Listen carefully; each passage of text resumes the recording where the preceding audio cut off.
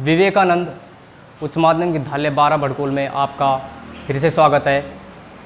हमने आपको पहले वीडियो में बताया था वर्ण के बारे में, और आज का जो टॉपिक है हमारा वो है समास। तो हम समास के बारे में आज विस्तृत जानकारी प्राप्त करेंगे कि समास क्या होता है, समास क्या काम में आता है। तो समास, तो देखिए समास का अर्थ होता है संक्षिप्त या फिर होता है छोटा करना। कि इसमें होता है कि संक्षिप्त है यानी कि कोई भी जो बड़ी बात होती है उसको छोटे रूप में कहना। कि जो संक्षिप्तता होती है इसकी परिभाषा होती है कि किसी भी बड़ी से बड़ी बात को पूर्ण रूप से कहना, यानी कि किसी भी बड़ी से बड़ी बात को छोटे रूप में पूर्ण रूप से कहना क्या कहलाती है, संक्षिप्तता कहलाती है। जो इसकी परिभाषा है समास की कि दो या दो से अधिक शब्दों के मेल को समास कहते हैं, और इस मेल में विभक्ति चिन्हों का लोप हो जाता है। कि जो हमारे कारक होते हैं उनके अनुसार है कि इसमें जो विभक्ति चिन्ह होते हैं कारक के, उनका इसमें लोप कर दिया जाता है। तो संक्षिप्तता की आपकी परिभाषा बताई दी थी कि किसी भी बड़ी से बड़ी बात को पूर्ण रूप से छोटे रूप में कहना क्या कहलाती है, संक्षिप्तता कहलाती है। जैसे दही में डूबा बड़ा, यानी कि अब इसमें शब्द हैं, एक तो दही हो गया, में हो गया, डूबा हो गया और बड़ा हो गया, यानी कि इसमें 4 शब्द आ रहे हैं। अगर इसको संक्षिप्त रूप में अर्थात छोटे रूप में कहा जाए तो इसका हो जाएगा दही बड़ा, यानी कि बात भी पूरी हो गई और यानी कि हमने जो इसका संक्षिप्तता भी इसके अंदर आ गई। जैसे रात और दिन, एक हो गया, दूसरा, तीसरा, यानी कि इसमें 3 शब्द प्रयोग करें। अगर इसको हम छोटे रूप में कहें तो इसको हम रात दिन भी कह सकते हैं। ठीक है, इसमें 2 पद होते हैं, एक तो होता है समस्त पद और एक होता है विग्रह। यानी कि अब जो ये तो क्या हो गया, समस्त पद हो गया। अगर हम इसका समास विग्रह करेंगे तो इस समास विग्रह करने पर क्या हो जाएगा, दही में डूबा हुआ बड़ा, यानी कि ये तो है दही बड़ा, समस्त पद हो जाएगा, और विग्रह करने पर यानी कि दही में डूबा हुआ बड़ा हो जाएगा। इसमें 2 पद हो गए। नेक्स्ट है कि अब हम देखते हैं समस्त पद को, कि समस्त पद क्या होता है कि एक से अधिक शब्दों के मेल से विभक्ति चिन्हों के लोप के कारण जो नवीन शब्द बनते हैं उन्हें सामासिक या समस्त पद कहते हैं। जैसे आपको पहले बता दिया कि दही में डूबा हुआ बड़ा, अब इसके द्वारा हमने इसको एक कर दिया, इसमें संक्षिप्तता ला दी, तो शब्द क्या बन गया, दही बड़ा। तो ये क्या कहलाती है, यानी कि समस्त पद कहलाता है। नेक्स्ट है जैसे विग्रह। अब विग्रह क्या होता है कि जो हमारा ये है दही बड़ा, इसको हमने अगर इसका विग्रह करेंगे तो यानी इसको खोलेंगे तो शब्द क्या बन जाएगा, हमारा दही बड़ा हो जाएगा। जैसे देखो समस्त पद में 2 पद होते हैं, यानी कि जो हमारा पूरा पद होता है उसके अंदर 2 पद होते हैं, एक तो होता है पूर्व पद और एक होता है उत्तर पद। जो पूर्व पद होता है वो होता है पहले वाला, और उत्तर पद होता है वो होता है बाद वाला।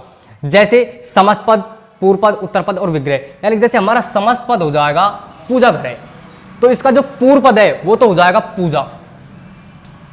पूजा, और जो उत्तर पद है वो हो जाएगा इसमें घर। अगर इसका समास विग्रह करेंगे तो इसका समास विग्रह हो जाएगा पूजा के लिए घर। अब इसमें जो पूजा है वो तो हो गया पूर्व पद, और घर है वो हो गया उत्तर पद, और के लिए है ये क्या हो जाएगा, इसमें विभक्ति चिन्ह लग जाएगा। जैसे नवरत्न, 9 रत्नों का समूह, यानी जो पूर्व पद है वो तो हो जाएगा 9, उत्तर पद है वो हो जाएगा रत्न, और विग्रह क्या हो जाएगा, 9 रत्नों का समूह। ठीक है, कि अब समास के भेद देखते हैं कि समास के मुख्यतः 6 भेद होते हैं। जो पहला होता है वो होता है कर्मधारय समास, दूसरा होता है बहुब्रीहि समास, तीसरा होता है द्विगु समास, चौथा होता है द्वंद्व समास, पांचवा होता है अव्ययभाव, और छठा होता है तत्पुरुष समास।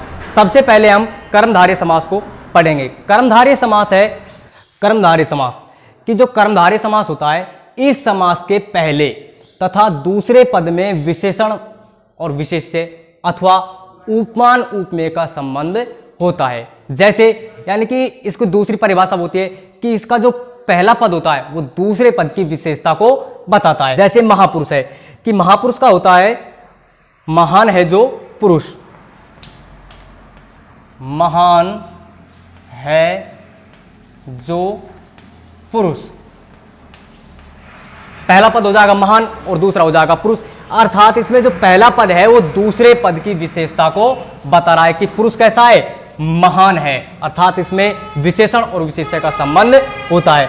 जैसे श्वेत पत्र, अर्थात जो पत्र है वो कैसा है, श्वेत है। पत्र कैसा है, श्वेत है। जैसे श्वेत है जो पत्र, पहला पद हो जाएगा श्वेत और दूसरा हो जाएगा पत्र, अर्थात श्वेत है जो पत्र, अर्थात इसमें जो पहला पद है वो दूसरे पद की विशेषता को बता रहा है। महात्मा, महान है जो आत्मा, पहला पद हो जाएगा इसमें महान और दूसरा हो जाएगा आत्मा, अर्थात इसमें भी पहला पद है वो दूसरे पद की विशेषता को बता रहा है।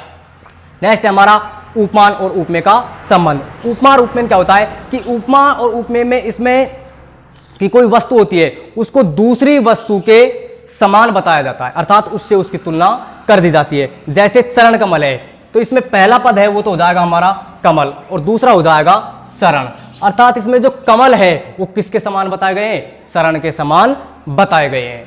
नेक्स्ट समास लेंगे अब हम, वो है बहुब्रीहि समास। देखिए बहुब्रीहि समास में क्या होता है, हाँ देखो बहुब्रीहि समास कि बहुब्रीहि समास की परिभाषा है कि इस समास में पूर्व पद और उत्तर पद दोनों गौण होते हैं और इनके समास विग्रह करने पर इनके अर्थ से जो तीसरा शब्द निकलता है, तीसरा पद निकलता है, वो इसके अंदर प्रधान होता है, अर्थात इनके शाब्दिक अर्थ को छोड़कर जो तीसरा पद निकलता है वो इसके अंदर प्रधान होता है। जैसे लंबोदर, जो हमारा समझ पद है वो है लंबोदर, अगर इसका समास विग्रह करते हैं हम, अगर इसका समास विग्रह करते हैं तो इसका समास विग्रह होगा लंबा है उदर जिसका, उदर जिसका, उदर का अर्थ होता है पेट, उदर का अर्थ क्या होता है, पेट, अर्थात लंबा है उदर जिसका कौन हो जाएगा, अर्थात गणेश, लंबा है उदर जिसका अर्थात गणेश। इसका जो पूर्व पद होता है वो तो क्या हो जाएगा, एक तो ये हो गया इसमें और एक हो गया ये, दो है। अब इन दोनों के अर्थ को छोड़कर इसमें से जो तीसरा पद निकला है वो गणेश है, वो इसके अंदर प्रधान हो जाएगा। नेक्स्ट है हंस वाहिनी। हंस है वाहन जिसका, हंस है वाहन जिसका, अर्थात सरस्वती। इसमें भी पहला पद ये हो गया और दूसरा ये होगा। अब इन दोनों के अर्थ को, इन दोनों के अर्थ से क्या निकल रहा है, सरस्वती, अर्थात इसके अंदर ये शब्द प्रधान हो जाएगा। नेक्स्ट है महावीर। महान है जो वीर, महान है जो वीर, हनुमान, अर्थात हनुमान, एक पद ये हो गया और दूसरा पद वीर हो गया, अर्थात महान है जो वीर कौन है, हनुमान। नेक्स्ट है त्रिलोचन, अर्थात तीन है नेत्र जिसके, तीन है लोचन जिसके, अर्थात शिव। इसमें भी वही है कि एक शब्द तो ये हो गया तीन और एक हो गया लोचन। इनमें क्या है कि इनके अर्थ से जो तीसरा पद निकल रहा है वो है शिव।